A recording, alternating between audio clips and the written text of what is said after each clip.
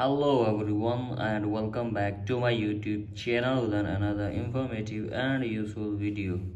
So guys, in this video I'm gonna be show you how to fix phone app missing from iPhone home screen in iOS 17.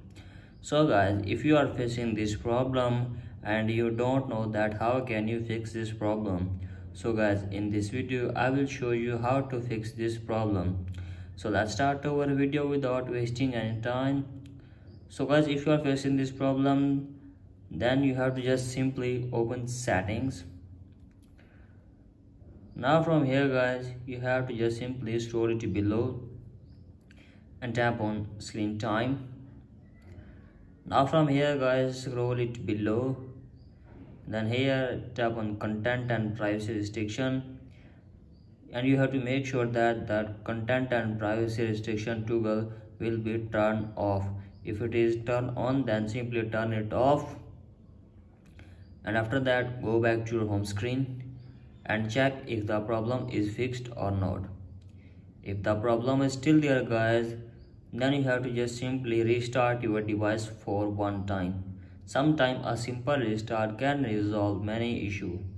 For that you have to just simply open settings, scroll to below, then tap on general, scroll down, and then tap on shutdown. Shut down your iPhone to 15 to 20 seconds, and after that open your device and check if the problem is fixed or not.